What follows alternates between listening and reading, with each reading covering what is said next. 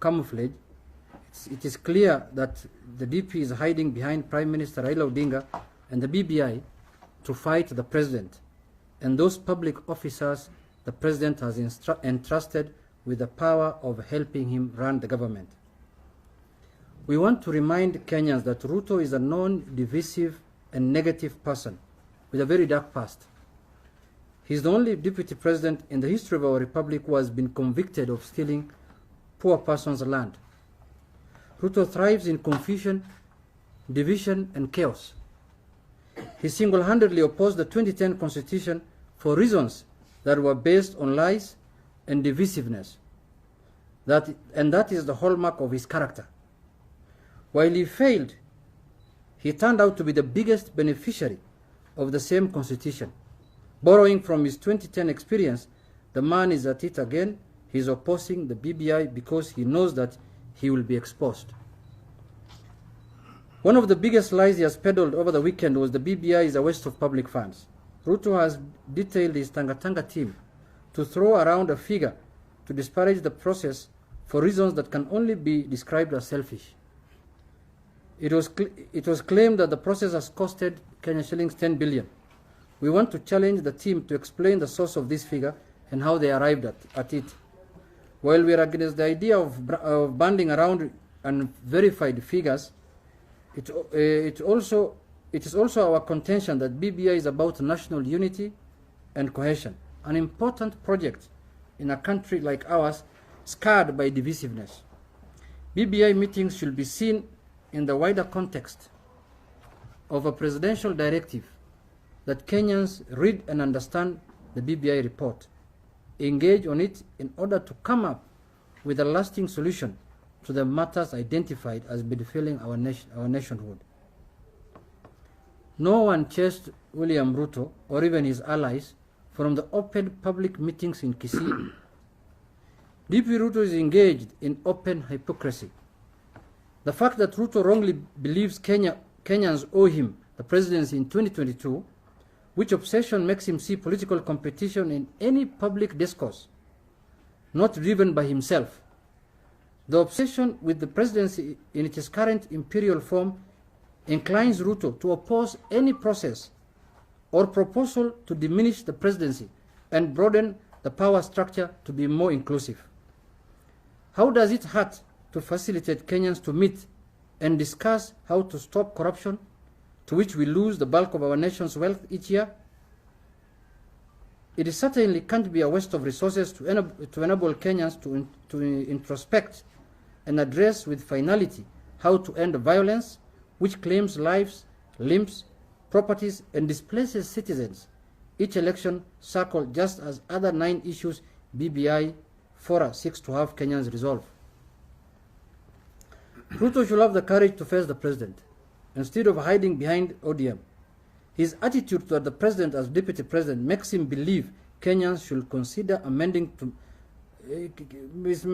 his attitude toward the president as a deputy president makes Kenyans sometimes believe that Kenyans should consider amending the constitution to make the deputy an appointee of the president, as was the case before. Does it sound funny to hear Ruto talk about wasting of public resources? No one expects this project to be undertaken at no cost. For us, Ruto's road to Damascus moment is baffling. He is a man questioning the expenditure of public funds to our worthy national cause, when just last year he trivialized Kenya shilling 7 billion during the country's worst scandal in the water sector, the Kamwarer and Aror dams. For Ruto, it is not about court orders. How can this man talk of rule of law when he has declared war against the president and the entire government system? Ruto has defended thieves in broad daylight. He has refused to support the president who war on corruption. He has attacked the DCI, the EACC, and the DPP, and all government institutions that are engaged in the criminal justice system. He has attacked the heads of these institutions in public every time they have turned their investigations in the directions of Ruto's thieving allies in government. Thank you so much. I have nothing more to add. But I'm going to say that this is what we think of what Ruto has been doing the last 2-3 days, and he's asking why are Kenyans meeting in different parts of the country when he's also meeting Kenyans in Vihiga, in other parts, in SAMOEI, in other parts of the country. So it looks like he's the only one who wants to meet Kenyans. Other Kenyans cannot meet to discuss issues that are of concern to them. Those few remarks, I want to invite my 2 or 3 colleagues also to add their voice to this matter. Thank you so much. We can start with the minor commander.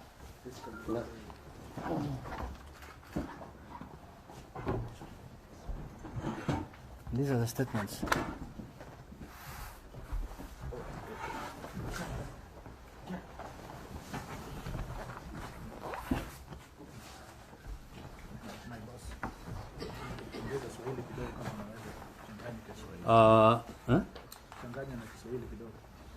Asante sana.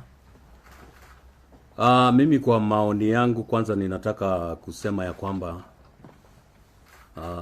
nimeshangaa sana kwa vile tumeona mambo ya BBI imeanza kupelekwa kwa mlengo mwingine ya kwamba ni mambo ya kupigana na mambo ya serikali na mambo ya watu wengine kuiletea shida. Na sisi kama nchi na watu wote wa Kenya mnajua ni kwa sababu gani tumefika mahali tuko leo. Mnajua tumefika mahali tuko kwa ile shinda ambao ilipata nchi yetu wakati wa uchaguzi. Na tukawa na viongozi wetu kuwa pamoja na nchi yetu ikatulia. Hata nyinyi watu wa media ndio mungekuwa mstari wa mbele kwanza kuwajulisha wa Kenya na kuwaeleza tumetoka wapi ndio tufike mahali tuko. Ndio BBI iwe sasa tuna BBI. Tumetoka wapi? Na tumetoka katika janga ambao ilikuwa inataka kumaliza nchi yetu ya Kenya. Ndio viongozi wetu wawili wakawa pamoja na ikawa na ile mambo ambao ni ya handshake ambayo ikatuletea BBI, lakini kwa sababu ya watu kutaka uongozi hata hawajaona ya kwamba kama hakukuwa na handshake nchi yetu ingekuwa na maragani, ingekuwa ikiendeshwa na nani.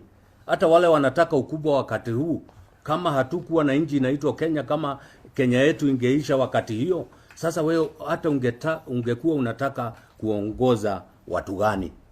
Ndio tunamuuliza wale viongozi ambao wanapigana na BBI. BBI ni ya kuleta Wakenya pamoja. Lakini sisi kama viongozi wengine wa Jubilee tumeona hakuna haja ya watu wa Kenya kuwa pamoja.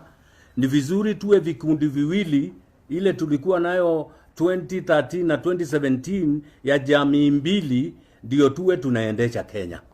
Lakini BBI inaleta vikundi vyote 43 tribes ya Kenya yetu.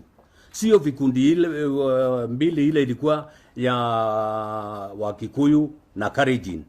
BBI inaleta sasa Wakenya wote wawe pamoja. Kwa hivyo tunamuuliza Deputy President wetu kwa heshima, wewe umeshaguliwa kuwa msaidizi wa rais wetu. Tafadhali mpe heshima yake vile ungetaka wewe upewe heshima kama wewe ni kiongozi wa nchi. Tuna viongozi wengi duniani tumeona wamekuwa Deputy President. Tunao Amerikani, Uganda tunao, mumeshawasikia wapi?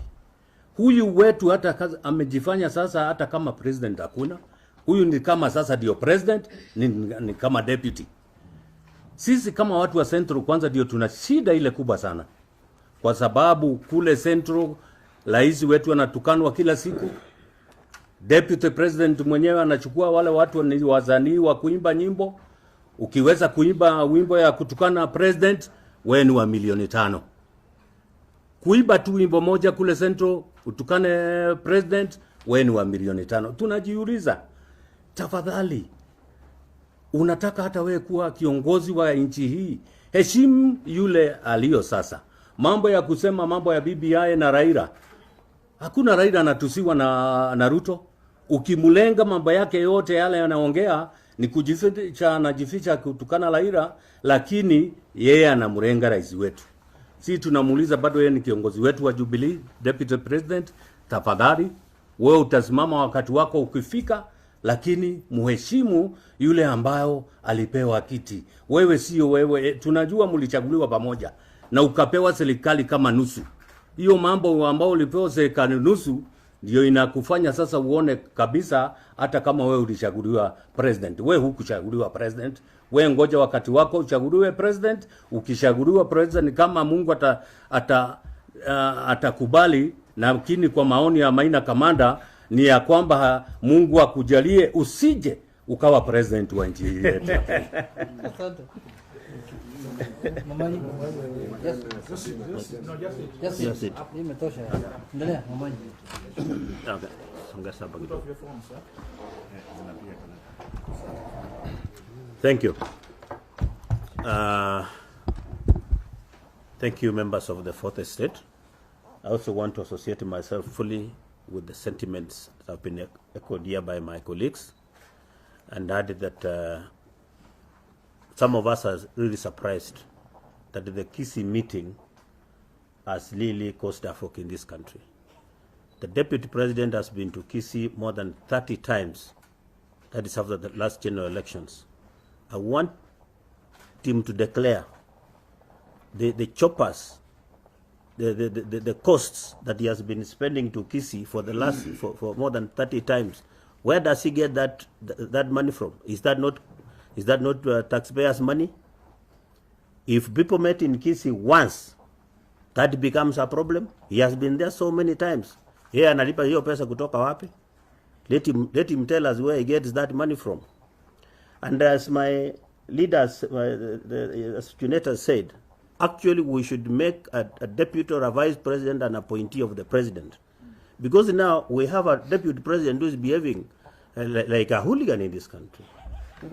Somebody who goes the other day I saw in a funeral, he is abusing a member of parliament simply because he has been sent by a president. He goes grabbing the president is contrary message from a county commissioner. Is that the deputy president really? We go to meeting. I'm a member of parliament. When I go to a funeral and somebody has been sent, whether MCA or a chief, assistant chief, that is none of my business. A messenger. It's just a messenger. Actually, he should even question himself. If he was in that function and the president did not bother sending him, then he should question himself why he's in that office. Actually, if I were him, I could be home by now. I could have resigned, go home, and start doing other business. So I am fully in support with what my friends have said, and I want to support what His Excellency, the former Prime Minister, is doing. Let him go around with his team and unite Kenyans. I have seen people saying that the Kisii meeting was an ODM meeting. When am I an ODM? I'm in Wiper. The person who was co-chairing, who was the co-MC with Junnet, is a for the Kenya deputy party leader. Why is ODM that he was talking about? Commander is from Jubilee. We were okay. The entire Kenya was there. He was making noise simply because Matiang'i was in a function. Yesterday he was with a cabinet secretary. How come that he is not making noise? Simply because Matiang'i was in a function, it is now news. You deputy president mwenyewe. Si alikuwa na Keter jana. Kwani Keter is not a CS. Ama ni MCA. Huyu ni MCA sasa. Ni CS. So let him also leave Matiang'i alone. Besides Matiang'i being a CS in this cabinet, he is also a Kenyan, he is a Kisii, and we fully support Matiang'i. When we have issues at home, when we have meetings of that nature, he should attend as a Kisii and as a Kenyan. Thank you. Thank you, and may God bless you. Sabina, you have to say something. Otherwise,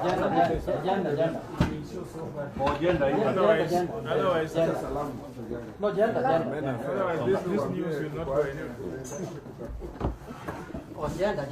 Because of gender. Yeah.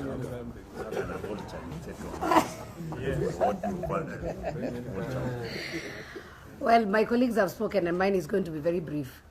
I think after we launched the BBI report, it was very clear the president said that people should read.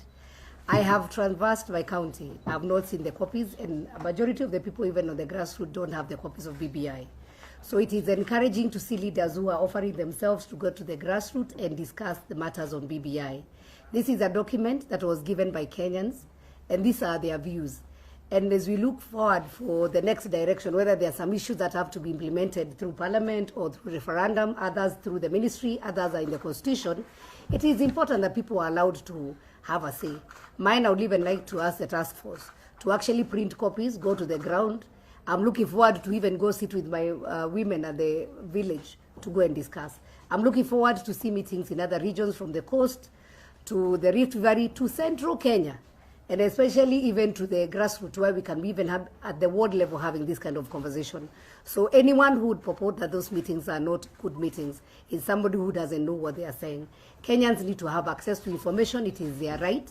And I think it's also, they have been talking about freedom for the last 1 or 2 weeks about democracy. Then how do you talk about democracy and you're not comfortable when other people meet? Is it fair that you are the only ones who are supposed to meet? So when other people meet, then you start asking questions. So for me, I'm looking forward for more meetings and encourage leaders that let's go and talk about BBI. It's a Kenyan document, and Kenyans have the right to know what is in it. And they also have the right to say the direction they want to take on BBI. Thank you. Good. Yes, Answer. there are views outside there, probably, with regards to the statement that you said, and you're saying that he is hiding behind Raila and trying to be the president. Is it time that probably I have to give the answer? Is it time that he left and just started his own campaigns for 2022? I don't think we need to tell him to leave, because he left long. He has been campaigning since 2017.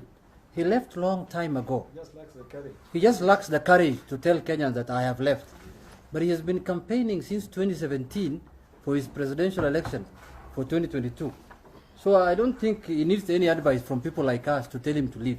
I don't think he's in Jubilee, because the president did a handshake with Prime Minister Raila Odinga. He never supported it. The president said, please kindly stop early campaign so that we can focus on the Big Four agenda. He has refused. The president told him that we need to develop the country. We will campaign. I will campaign for you in 2022. He refused to listen. What else do you expect him to do? The man is not. He is in Tanga. He's not in Jubilee as a party. So Raila is the de facto deputy. Raila is the leader of ODM party, a registered party in the country which has 78 members of parliament and 18 governors. Yeah. Now, you have previously said that there ought to be urgency for any likely referendum to be done in June. The president has just gazetted the steering committee, the task force. Climax of the mandate in June. So after June, is it still realistic for you to push for a referendum at the same time when they're supposed to be handing in their final report to the president? Why not? We hope to do it before. You see, let's not put the cart before the horse. We have a report tabled by the task force. We are now doing a public discourse. We are engaging the public. That might take certain time. After that, Kenyans will be told when we have a bill, when is the right time we are going to have a referendum. But I think we don't need to jump the gun. Now we are in public discourse. We are in Kisii. We are going to Kakamega. After that, we are going to Mombasa.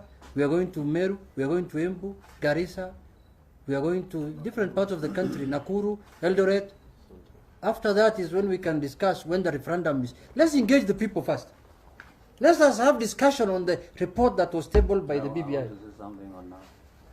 I want to say on the resignation, because I'm supporting that. If you start attacking the senior most officers of the government that you are serving, who perceived to be very loyal to the government and to the president, what are you telling Kenyans? You are telling Kenyans you are not part of that government. And if you are not part of that government, if you are gentle enough, the only honorable thing that the deputy president need to do now, it is to say, I am leaving this party, I'm leaving this government, and just because it's about 2 years and 2.5 years remaining, I will champion my path until I get the president, but I cannot work with this government that I don't believe in. Because if you don't believe in the president that you elected together, you start now attacking the people that we perceive. They are the people who are not perceive, who we believe they are the people who are supporting the president day and night. Then they are the people you are attacking, even to a point of threatening them that if you take power, these are the people you can take to jail immediately. Are we not having another Amin in Kenya? If we are not careful, this country can have another leader like the one we had in Uganda. Thank you. All right. Good. Asante sana.